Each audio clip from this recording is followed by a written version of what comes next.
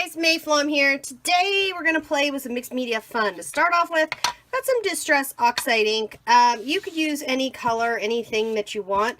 I just want some color all over this tag. Now this tag has been treated with gesso, which just means I coated it over so it's got a little white paint on there. You could use white acrylic paint if you don't have gesso. You could also skip it. I just wanted a non-porous surface, and putting a little layer of paint down, that's the fastest, easiest way. Now this video, I'm just going to run through some technique, really focus on the finishing touches. And I've got a bunch of Tonic Studios products to help me demonstrate that. Now I am hitting that with the heat tool because I want it to dry. It's not quite dry yet, so I'll give it another minute. My plan is to stamp this with archival ink so that it won't react. Remember, archival ink is our permanent inky friend. Got a text stamp here. And while that's wet, I'll just go ahead and stamp it because look at here. I am not trying to stamp, just so. I'm not trying to get things in order or legible even. I just want another layer of detail. Now this, you could have used a regular Distress ink pad. It really wouldn't have mattered. I just happen to have this one Distress Oxide, which they're a little more opaque looking. They're a little different in color. I thought it would be a good, especially since it's cracked pistachio, I thought that would just be a good color for what I'm about to do. So the next thing I want to do is get this down here and get some color, but I want to let that ink dry, and it's not yet. So I'm going to give it a little push by touching it there with the paper towel, and it's still not quite set. So I'm just going to give it another minute and we'll work on some stamping. Here I've got a doggy stamp. Let's see, here I have some watercolor cardstock. We're going to get that archival ink back out, although for something like this, if you want, you could always do heat embossing. If you wanted to do embossing powder, that's an option. Remember, with your mixed media, you always have options. It's something I say all the time because you always have options. There's never just like one thing that will work. There's always a bunch of things that you could use equally well, or at least close. So let that dry just for a second, just so you don't have wet ink, and then we can color. And I think for this one, I will color with some Distress. Just digging around here for the colors that I want. And we will you could put, again, any colors that you want to use, you can. There's not going to be a rule here on this one. It's not going to be, there's some certain color that you must use. And I'm going to start with some Rusty Hinge. And I'm going to pull out, let's see. I am going to pull out my nonstick mat, and yes, it's messy. It is. I'm going to put some of that down. And then I'll pull out a water brush and we'll get going here. So just a little water with a little Distress ink equals, well, basically watercolor. You don't have to do it this way. You could use actual watercolors. Use what you've got. Use what you like. You know how I am about this stuff if you've watched my videos. If you haven't, may I suggest that you check some more out, because I go through videos on coloring and mixed media and fun stuff all the time, so be sure to check those out. Anyhow, we're just gonna color this puppy dog however you like. This isn't really the focus of this video. This video, I'm really trying to focus to share with you on the finishing touches. So there's one color down. I can keep adding however many different colors I want. Let the watercolor kind of dry. Well, it's the Distress ink, but if you're using watercolor too, let it dry a little bit. Layer on however much or however little color that you want, depending on the color you're going for, depending on what kind of a look you're going for. Alright, so I cut out my little dog. I cut him out by hand. I added a little bit of metallic so that it had some sparkle. And my whole point of this is I'm going to do a quote or a word strip, and I'm going to make this a gift tag, okay? This is going to be a gift tag for somebody. So, knowing the purpose, knowing why am I making a tag, not just for creative experiments, which, you know, if you've watched my videos before, I believe that tags are great for creative experiments because you can use them in so many ways and there's no pressure. But what I'm going to do, this is Nuvo Embellishment Mousse, and this stuff has... well, I really haven't known what the heck to do with it, to be perfectly blunt, because when I scrape it out, you can use it like so, and you could use it like so and apply it in a stencil, but it's a little dry for that, and I don't necessarily want to add water. And then I got myself, Tonic sent me one of these beautiful brushes, and this brush now is a game changer because I tap the mousse with my brush, and I try not to tap too hard because I don't actually, you see how I got a big old chunk off? I didn't mean to do that. Okay, so I get some on my brush here, and then I'm going to tap it on the stencil, and what I'm liking about this is a couple things. I'm really liking how I can get kind of a cool texture. I'm also liking how easy it is to stencil with and how much coverage I can get with so little effort. Look at that. And by the way, if you get something like this where you're going along and you know your piece of paper is bigger than your stencil, just realign a part of the stencil and voila, there we go. Okay, so I'm really liking that, and I want that to set now because I did a gesso base because I had other stuff in mind first. Now, if I wanted to blend this out, I could take the other end. And by the way, I've had a lot of luck just rinsing this out. But if I wanted to blend this out so that it wasn't so harshly stenciled, look at it. Because that mousse stays reactive for a bit, I can kind of do this and make it look like more aged. I like that. I like that a lot. And what I really like is stenciling as a finishing touch is fantastic to me because it adds that little bit of detail. And I think also if I wanted, and maybe I do, let's see if I can pull a little, no, it's not really. If I wanted, I could also come back around the edges. If I wanted to, okay, so tap that a little. If I wanted to darken up the edges, I could go around the edges, just the edges. I could do this with ink too, and by the way guys, you don't have to have this paste. This is just the way that I have found that I'm really enjoying this particular product. I have a couple of these and I keep thinking, okay, what's the best way to apply them? What's the best way to use this? I'm finding it's the brush, so that's really good to know for me, and I'm having a lot of fun with that. So now I've got a tag background that's really dynamic, and it didn't take much time at all.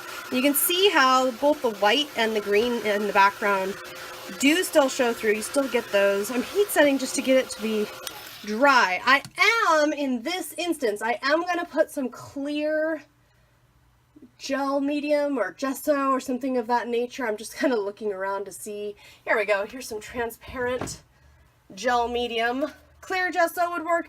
Basically what I want, oh here, gel medium. Gel medium works too. But basically what I'm trying to find here is I want something clear and matte that I can put over this because I'm not super concerned, but I do want to make sure that what I have down here does not react to anything else that I do or add later. And the best way I know to do that is to seal it with a gel medium or a clear gesso or something of that nature. So it's just a thin coating. You could have applied it with a brush. I tend to use a palette knife whenever I can because it's the easiest. Cleanup wise, I mean, I'm not even going to pretend otherwise. It's so much easier cleanup wise to just wait. When this dries, I can just scrape off any yuck. So that's why you see me use palette knives as much as I do. Anyhow, that needs to dry. I need to gather my embellishments and we can talk about putting together some finishing touches on this tag. Now this is all dried, so that little coating, it wasn't necessary, like I said. It just means that whatever I do now, it won't interact. So if I get things a little wet, if things get a little wild, my background is locked in. So I've got my dog here, and it does have foam adhesive, but I'm putting just a tiny bit of liquid adhesive on each dot there, just because that supports it a little bit more. And then I'll put my dog down here and just kind of press it down, get a wood block stamp, and just let it dry for a minute, just so I know that it's really stuck on there and we can start embellishing. For me, finishing touches are about a few different things. It's about color, it's about texture, and it's about detail. So what I've been gathering things. That's what I'll do, is I'll just gather up some things. I'm gonna put a staple right there, maybe a couple. Staples are great texture. And then I'm really going to focus up top. Now these are just some various fibers that I grabbed. These are actually, I have some weaving projects I want to do with fibers, and I have a stash of fibers going right now, but I haven't gotten that project going. Sometimes that's kind of how it goes. Anyhow, I'm just going to pull these through the top here, and I think what I'm going to do is try to pull like so and make a loop, and then pull everything through the loop, and then wiggle it like so and make like that. Now they may need to be trimmed up, no problem. I can trim these guys. Some of them I'll leave a little longer, but I'm going to let these come down to this side like so. And then what I'll do is I want to add a few metal pieces. I've got some of this Nuvo clear drying craft glue. This has been working pretty well for me for things like this, projects like this, where I just need a little glue and a little something. So I'm going to try that. I think maybe add a flower. Let's put a flower in the flower. Whoops, upside down does not work so well. All these little metal bits and pieces are Tim Holtz Ideology collection from Mustache. And you can see I keep all kinds of metal bits and pieces just like so, just in case I ever need or want a little something for a project like this. And I am just kind of making a wild little collage there up at the top. I was thinking about maybe a heart as well. Okay, so once I have my elements up top like so that I like, they do need to dry, of course, but while they dry, what I can do is come in. Now here's one. This is Nuvo Crystal Drops. So these are going to leave, well, they're glitter glue. It's going to leave dimensional raised little dots. And I was going to use this brownish color, but now that I'm in here, I'm thinking instead I'm going to go with this one, which is Aquatic Mist. Is that right? Yes, Aquatic Mist. And the reason is we want a little contrast. So if I keep putting brown on brown on brown, that's a lot of brown. And not that it's wrong, but sometimes a little bit of contrast can be good. And I'm going to fill this heart. And like I said before, this will need to dry, but you can go ahead and be embellishing. So I've got my heart filled with that. I could recolor some of these leaves and things if I wanted. I could add some of this one, which is the Golden Sunset. I could add that on top of the leaves for sparkle.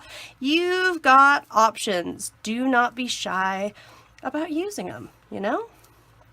Whatever you like, whatever works for you. I'm just putting a couple little drops here and there. The other thing I am going to use is the clear, the crystal glaze. I'm going to crystal glaze our puppy's eyes so that they're shiny and just a little bit raised. Same with the little tag on the collar. And I'm thinking I will add some to our word strips. Just make those a little bit fun. You can do as much or as little as you want. The way I look at it is, if I look at a project and I'm thinking, okay, what would be great? The kinds of things that tend to be finishing touches on the end of a project, you know, our stencil, the mousse, those kinds of things are finishing touches in the background. The finishing touches now, where it's embellishing, things like adding some crystal glaze, adding some glitter drops like these. These are crystal drops, these are glitter drops, but they go on, they look a lot the same, and I'll have to look up if there's a difference, or if they're just renamed or one's older. I don't know. But what I do know is they work beautifully. And actually, now that I'm doing this, I'm going to add a little of this to our puppy's collars. So just a little bit. So what'll happen, because this is essentially a glitter glue type product. What'll happen is the color that's underneath will still show through once it's dry, but now we've got this adding just a little more dimension to it. Other things that can be a lot of fun, little metal accents, texture, like our fibers.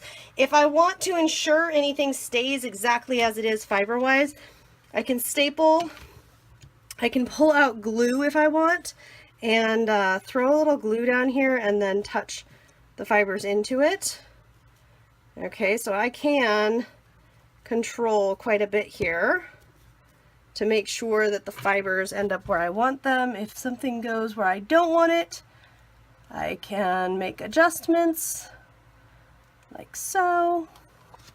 There's a lot of things that we can do, but it's so much fun to play. And I think what takes a project from being just kind of fun to, wow, that's so much fun. I love looking at this. I can't stop looking at this. To me, the difference is those finishing touches. The finishing touches is what takes us to next level, at least in my opinion. I hope you've enjoyed this little tutorial. Be sure you stay tuned. And of course, if you're watching this on YouTube, go head on over to my blog to see the full article and supply list and all of that good stuff. And thank you to Tonic, who sent me some of these supplies. I've had a long time. Some of these they sent me to try out. I'm enjoying them all, I tell you what. I will see you next time. I wish you very happy crafting.